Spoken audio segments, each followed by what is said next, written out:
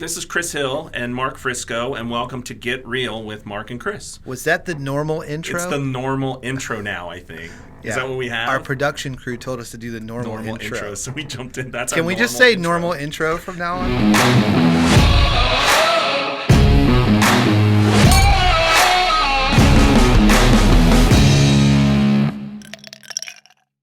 Well, we do have a special guest for us for our local tastings. Today, we have the privilege of welcoming Scott Sanders with Tobacco Barn Distillery. So and he has the most impressive title in the world, which I would like for this to be my title one day, Bourbon Relationships Director. I am.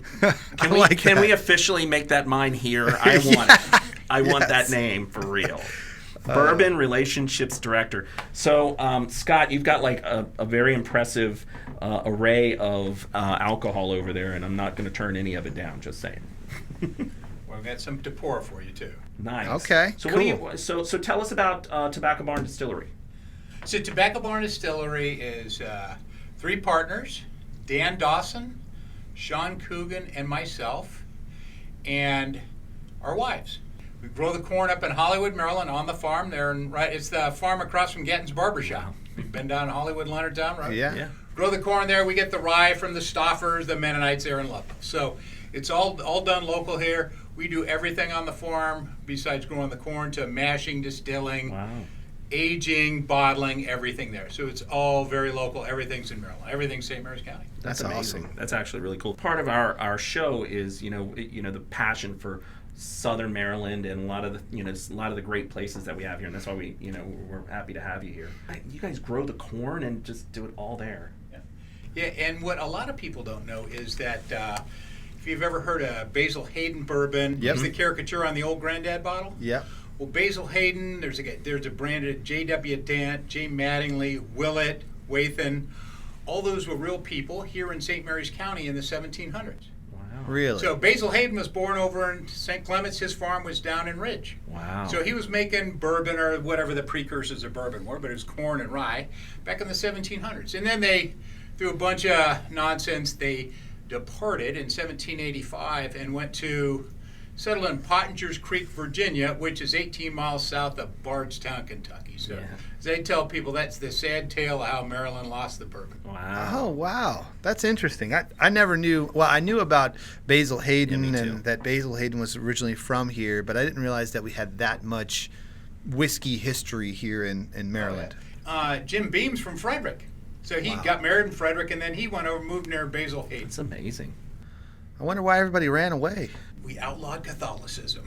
That's the short. Because remember, it's during the colonial period. Yeah. Wow. That's crazy. So tell us what you brought for us. What do we have? So we have this is our bourbon. We release one barrel a month, but 44 cases. This is 75 corn, 25 rye. That's the percentage in the mash bill. We do a high rye because that's what Basil Hayden did. Is it normal to use corn for bourbon? Yeah, it's the law to use corn for bourbon. Okay. So in order to be considered bourbon, it has to be 75% corn, 25%. It has to be a minimum of 51% corn. Cool. The other 49% can be more corn, rye, barley, wheat, whatever you want. We use rye because that's what Basil Hayden did. I have to say, it's too bad they don't have smell-o-vision in here. Because did you smells good. Did you smell that? Like when you just opened that bottle, the smell in here was so good. Yeah, that's about 5.5 years aged in a 53-gallon, what we call a number 3 char, medium char barrel. Wow, that's actually really smooth, right? That's good. Yeah, that's good stuff. So what made you want to get into distilling? It's a funny little story. I'll give you the short version. So a long time ago, I used to be an admiral in the Navy, and I ran the International Counter-Piracy Task Force off Somalia for 6 months. And so as gifts, I used to hand out bottles of bourbon. Wow. Get a little Sharpie. Hey, thanks for helping fight pirates. Love and kisses, Admiral Sanders. And I became a very popular person in the Gulf of Aden. Hey, you're popular with me. You're bringing bourbon. It's not always a good thing. Well, first of all, thank you for your service. That's amazing. So I get back. I'm talking to my friends, Dan and Sean. We've been good friends for over 30 years. We Scotch and bourbon guys. And I said, hey, I know we like bourbon, but it's got some worldwide acclaim. Dan goes, well, I had the number 3 license to distill corn into ethanol during the fuel crisis of the late 70s. So he was a senior at Chopticon. So it was Dan Dawson at Chopticon High School, Cone Agra, and Archer Daniels Midland. You know, it's Wow. a high school kid from St. Mary's County, a $2 billion corporation. So he was turning corn into ethanol during the fuel crisis. Wow. And then oil went down. He went to college. Wow. He went to the University of Maryland and St. Mary's College here. So he's a local boy, done well, very smart. He knows all the chemistry. And then Sean, my other partner, he'd been kind of tracking it. He knows all the legal ins and outs. It didn't become legal in this county until 2014. Part of our show is getting real and understanding some of those things. And, some of the intricacies of that. That's pretty cool. How hard it is to do things. I think people don't realize what it takes to start a distillery or a brewery or any of those types of things. You know. Well, we're just we're keeping it local. We try to bring the heritage back here to St. Mary's County. A lot of people, they've heard little pieces of the story. There's a huge Maryland to Kentucky society because everybody went over there. My partner went there last year. He went to a graveyard. All the gravestones, Rayleigh, Mattingly, Coombs, Spalding. Wow, they're all there. Amazing. That's There's only 2 places in the United States with stuffed ham: Southern Maryland, Nelson County, Kentucky. Wow. That's crazy. Now that's a trend. That's That sounds interesting. It's the exact same people. We're just saying, That's amazing. Yeah, that's pretty cool. And they That's have really Maryland's Type 609 tobacco there. So not the cigarette tobacco, the burley. Right. They have Maryland 609 there. Wow. That's super fascinating, though, right? You know what I mean? Like that really is. connection is something you don't really put together. I learned something Southern today. St. Mary's County and Kentucky, just don't they don't usually go together. But Let me pour you some rye. Maryland, before Prohibition, New York, Pennsylvania, and Maryland were the top 3 rye distilling states. Maryland, we cut our rye with corn. Now in Pennsylvania, it's 100% rye or whatever. They think you're a sissy if you put corn in your rye. But people say, "Hey, why do you put corn in the rye?" I say, "Well, it's just the recipes. It's not anything that's written down." That's 75 rye, 25 corn, and that's about 5.5 years age too. Awesome. that's pretty. It's amazing the difference between the two, right? Like Yep. I mean, like It's a little like velvetier, a little thicker, a little smoother. Yeah. But tell people you've had cornbread, that's bourbon, and you've had pumpernickel bread. That's right, because that's the grain. You're pulling those grain flavors in. Never made that connection no before. neither, but you can kind of. I mean, We might have to do our next whiskey tasting with some cornbread and pumpernickel. cornbread and pumpernickel. Yeah. Yeah, this is That's amazing funny. stuff. I keep eyeing that Constellation rum that you have over there. I know a little bit about the story of that. So would you mind sharing that one? Because that's pretty cool. We're a bourbon distillery. So early on, I told my partners I want to make rum, and they said no. And so I had to beg them. And they said, hey, you can make rum out of 2 things, sugar cane or molasses. And Maryland makes 11% or so of the nation's molasses supply. Wow. We have Didn't a know that domino either. effect. This is crazy. I had no idea. Well, it's a byproduct of making sugar, and I'm a Navy guy, and Navy rum's made out of molasses. Okay. And so we can make it an all Maryland rum. We age it and use bourbon barrels. We treat it like a bourbon. We don't put anything in it. It's just molasses, water, yeast, and a used bourbon barrel. Wow. Now this is 80 proof. It's dialed back just a hair. We put it in used bourbon barrels. It goes up to, it's aged about 4.5 years. 20 months of that, it's aged on the USS Constellation. So it's always That's very moving on cool, the isn't it? daily tide. Right. And this one has, I tell people, 7 nor'easters in it. So Oh, wow. you get some more oxidation. You get a lot more barrel contact. That's a good rum. Yeah. I mean, Yeah, I don't usually drink rum like this. You know what I mean? I always I drink, drink with Coke or something. cocktail, Yeah. But it's smooth. It's really good. Yeah. Well, that's what I we like a made- good sipping rum, though. That's like a there are sipping some. rum. Yeah. I mean, some people say they mix. Okay, go ahead. That's fine. It'll be the best damn rum and Coke you ever had. But it's this is meant to be drunk like a bourbon. I would pour this and sip this. Yeah, no, I would too. I think it's like, Yeah. it's smooth. It's you can not. I sound like a rum connoisseur, but I can taste molasses in The that. sweetness. Can yeah. you get that too? Oh yeah, 100%. Like I can I really. can pick taste up it. on that. Yeah, it's not When cane. Domino It's found out molasses. Yep. we were making rum out of their molasses, they invited us up for a full day tour. No of way. the factory to see how they make molasses. It's a fascinating Wow. way that they make molasses up in Baltimore. That's cool. Amazing so everything stuff. in here comes from Maryland. Maryland. So I started to say earlier, thank you for your service. And also, so are you originally from this area, you yourself? But now you're retired. This is what we said earlier. And you decided to stay.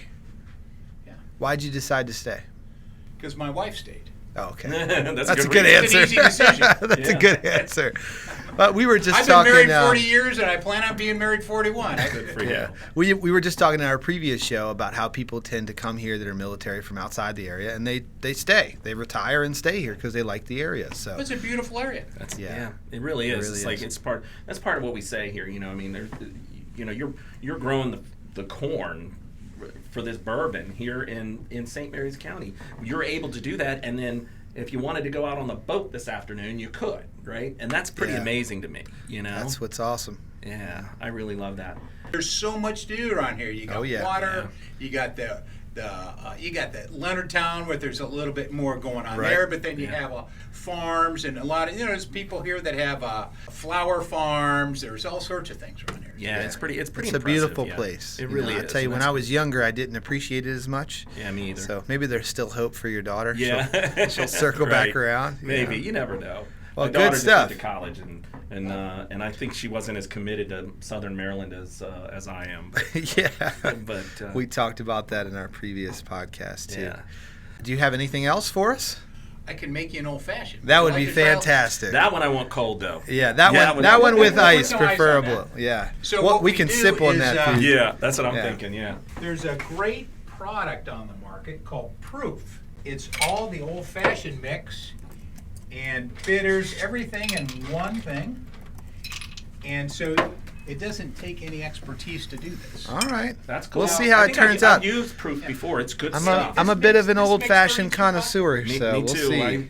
We had this at our tasting room up in Hollywood, and somebody came in one Saturday, and they said, "Hey, I want to buy some Proof." And I said, "Well, I don't know." I said, "Well, we don't sell it." And he goes, "Well, it says on the Proof website you do." I love that. Then we just start ordering it. So it works out real well.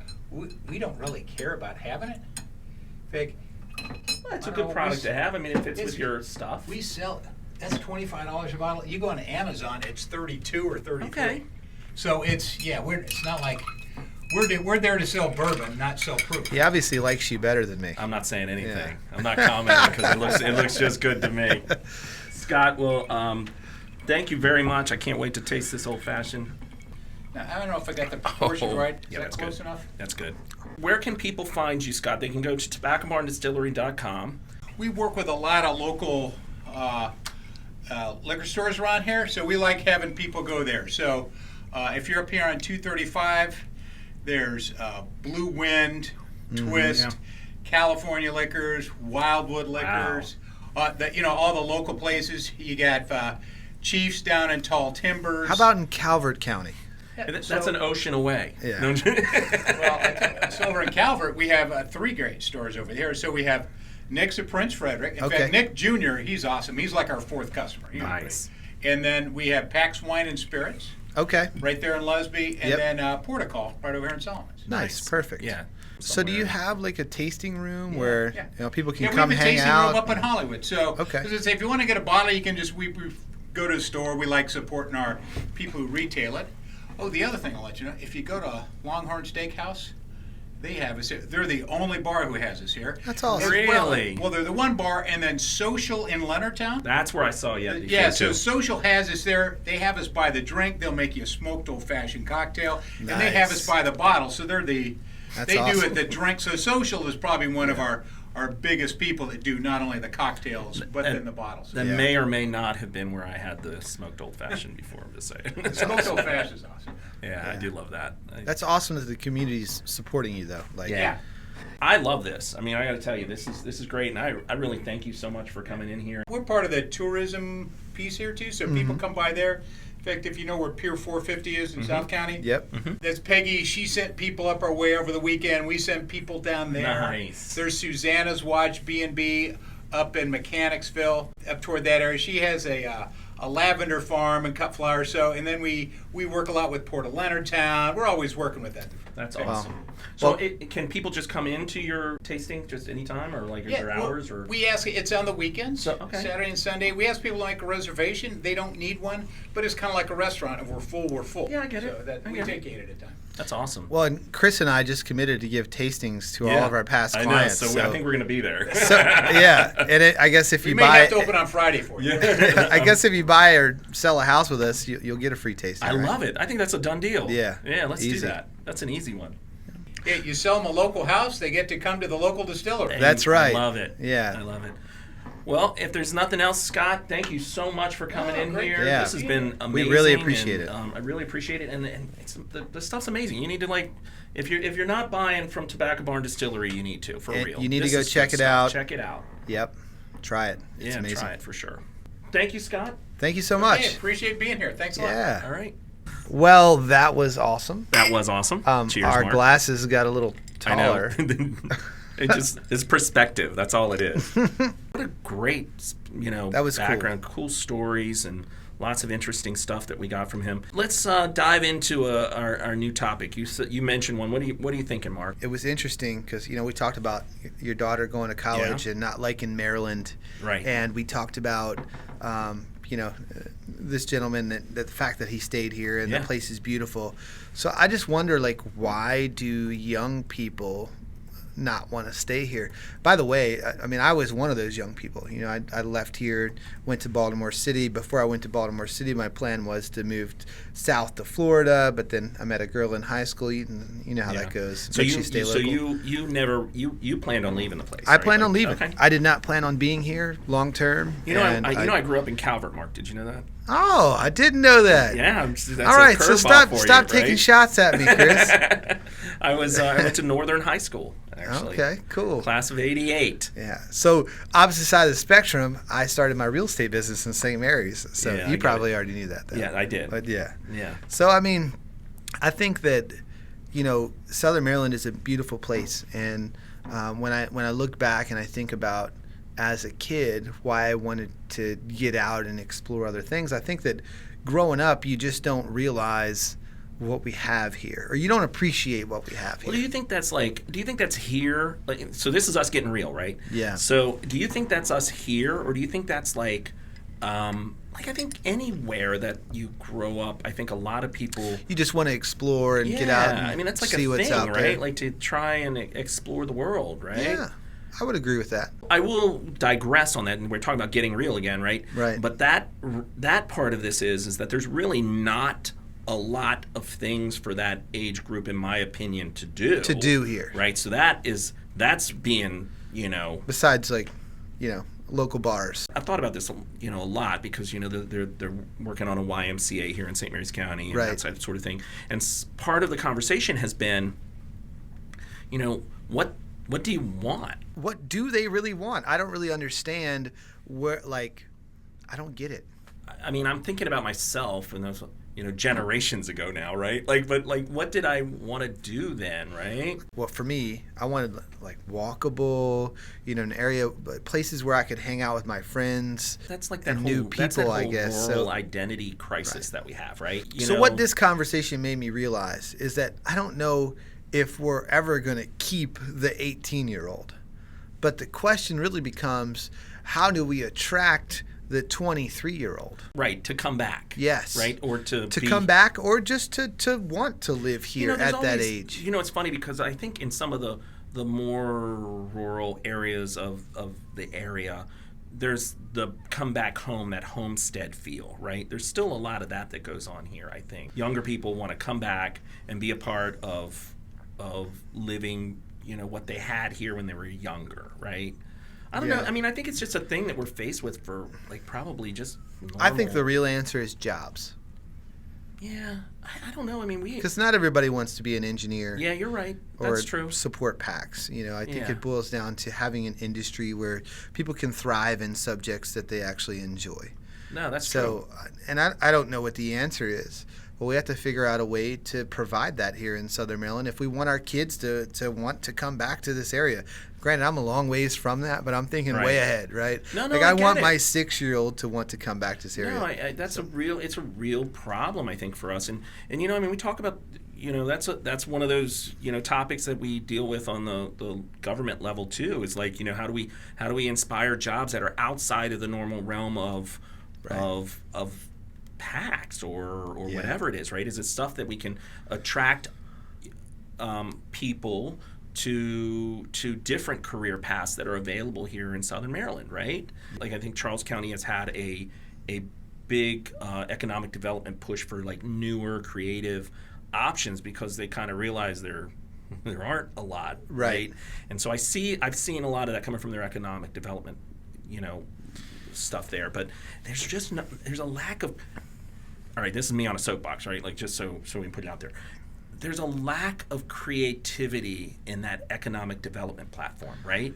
Well, I think that has to do with the fact that we lose most of our young people. Yeah, you're right. So it's all the old dogs, you know, still trying to figure it out and just doing what they've always done, and we've lost our young people.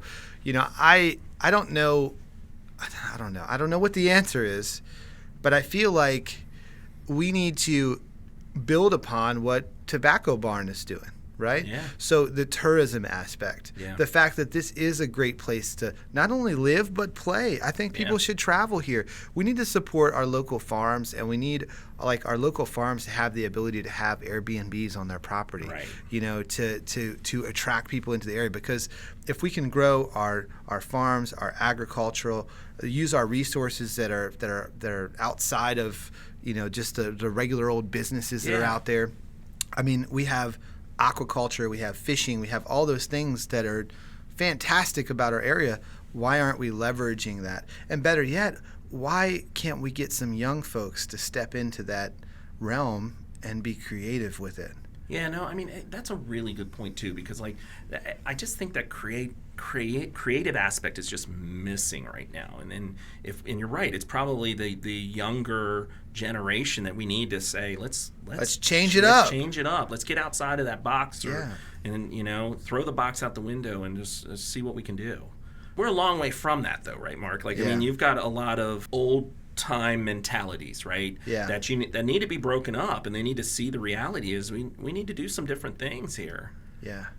Well, if you have an old time mentality, hopefully you listen to that and listen to your children or grandchildren and some of the ideas that they have for your current business. You know, I think that's something that often gets missed as well. Yeah. But, you know, I think that maybe that's the way of the future. I've always been really, really passionate about, I think that we can innovate farming here in Southern Maryland. I think that we can innovate aquaculture here. We can raise oysters.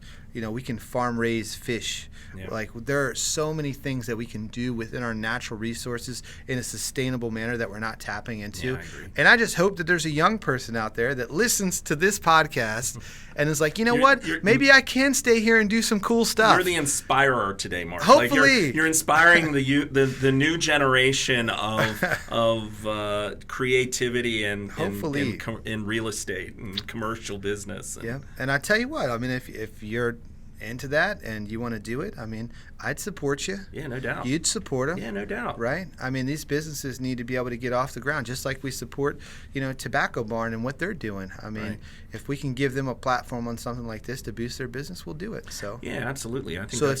If you're young and you have a cool, innovative idea that can be done here in Southern Maryland, hit us up. Let's talk about it. Yeah, I like it. The problem is also I think that young people here, they get wrapped up in that in the business or the job of working here, and then they're not, like you said, they're not all engineers or scientists or whatever. And I think this maybe there's something that needs to be made, like a platform for those kinds of things. And of course we support it, but I just think it'd be kind of cool if locally if our local governments did a little more outreach towards that kind more of stuff. More of a push of what jobs do exist here. Yeah, or what, and maybe there's stuff that's outside of that engineer platform, Right, other local jobs. Let me put this out there. I do not have any objections to any engineers in any way, shape, or form. That's like my disclosure. Is that what it is? True. Yeah, I mean, it sounds like we're harping on engineers, but I'm just saying, like, right. There's a lot of those jobs here. There are, and that's not what everybody wants to do. Right. And not everybody, wants to work on base. You know what I mean? Now, granted, I think that working on base is a great opportunity for a young person that decides to seize it. I mean, we see so often that these folks jump in at entry level and then they can grow and rise up really quickly and stay here local. That's awesome. But at the same time, there are other things that you can do in life. I guess it was a year and a half ago. I was in San Diego for the National Association of Realtors Conference. I had never in my life been to San Diego. Okay.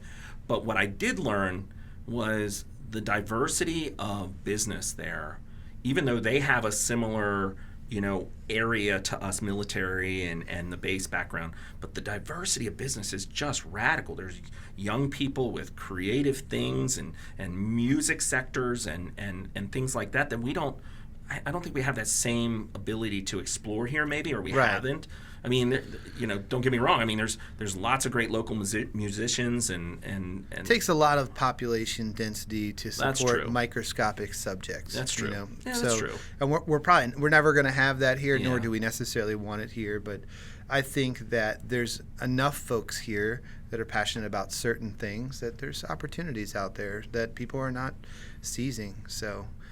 Do we have a fun real estate fact today? I don't have a single thing. What do you have today? You have anything a fun real estate fact? That's how we're supposed to close, right? Is that what we said we were going to close with? My goodness, fun real estate fact. Any new experience you've had in real estate recently? Anything that's hit you you're like, that's new and that's something that's kind of hasn't happened in a while? I want to talk about client loyalty, but I don't want to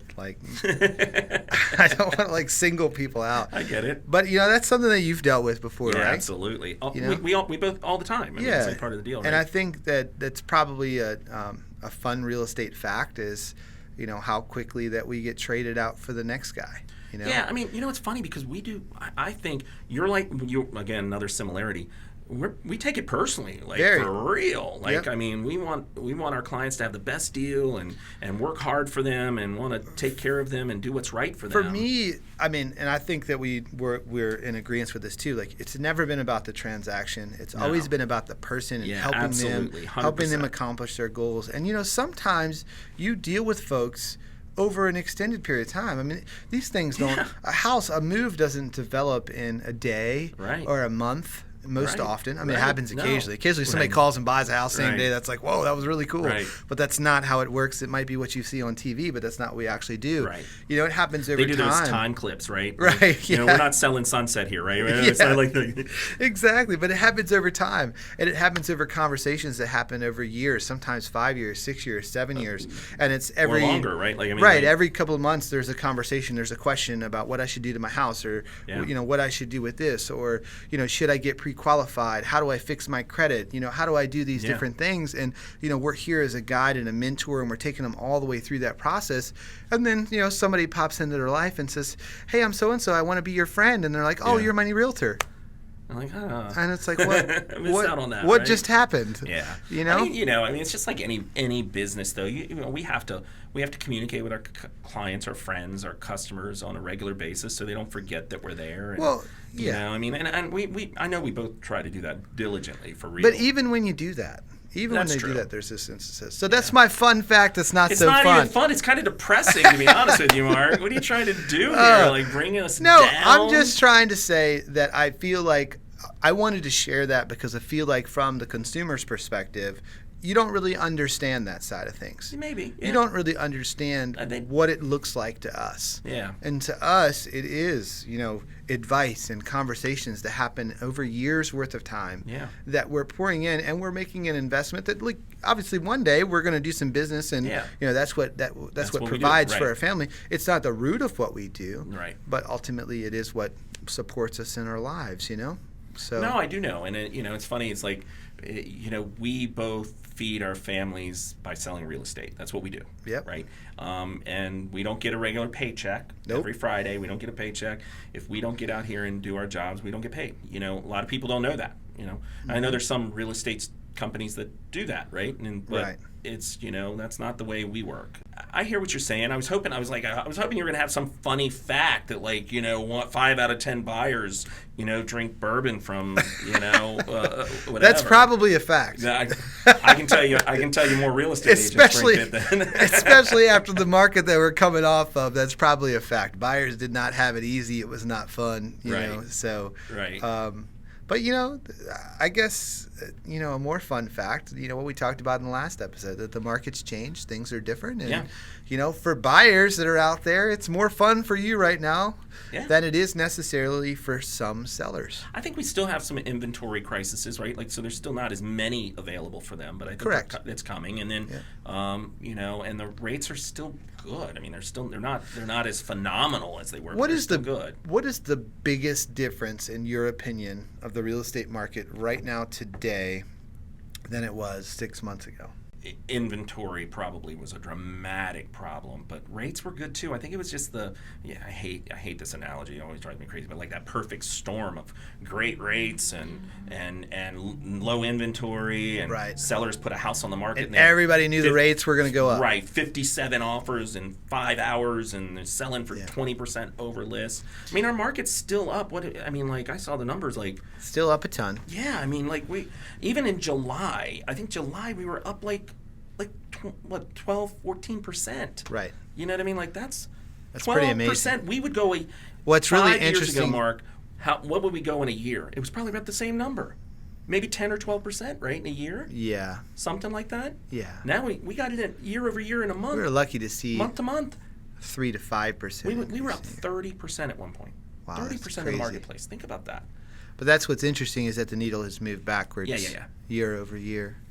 But I would say the biggest difference for me that I've seen in the marketplace is that the houses that need a little bit of work, that need a little bit of polishing. Wait a minute, hold on. We need a little ding, ding, ding. This is a big pay attention. Important fact. I don't know where here. we're at in the segment, but you may want to fast forward to this. This one's important. So listen, the houses that need a little bit of work are sitting on the market longer. Yep. They're taking price reductions, and they are depreciating from where they were. Absolutely, they are. Whereas the houses that are really shiny and really nice right now are selling like hotcakes, and they are appreciating. Yeah. And what's interesting is we're seeing the gap between the shiny stuff and the not so shiny stuff widen. It is. And the beautiful part of that is it means it's going to open up a world where investors can really become active again and actually begin to make margins on flips and potentially get better deals. But most importantly, if you are a seller, you should make the improvements in your house before you go to market. You should.